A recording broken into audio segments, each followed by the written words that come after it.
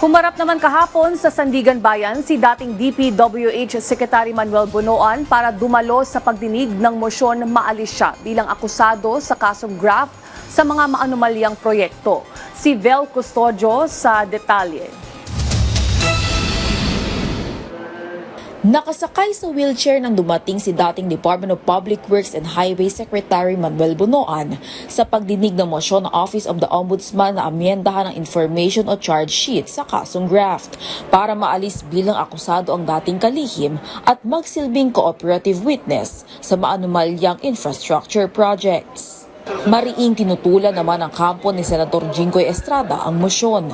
Ayon sa legal counsel ni Estrada, naarin o nabasahan na ng saktal si Estrada habang hindi pa naarin si Bunoan sa kasong graft at plunder kaya pahihintulutan ang pag-amyenda sa information o charge sheet. Dahil dito, mawawala umano ang teorya ng conspiracy o sabwatan ni Estrada at Bunoan sa kaso.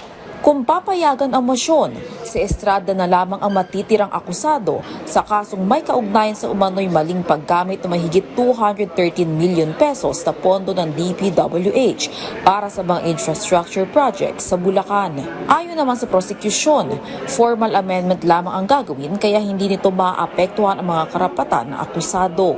Kailangang mapatunayan na hindi si Bunoan ang most guilty sa anomalya sa infrastructure projects at may mga co-conspirators o kasabwat pa sa Senador Jinggoy Estrada sa budget insertion sa General Appropriations Act. Matatandaang noong June 29, inihayag ni Ombudsman Jesus Crispin Remulla na nagkaroon ng kasunduan ng prosekusyon at si Bunoan para makipagtulungan ito sa iba pang mga kaso ng pamahalaan at tumistigo bilang state witness.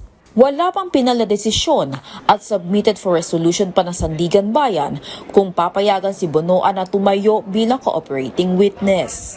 Vel Custodio para sa Bayan.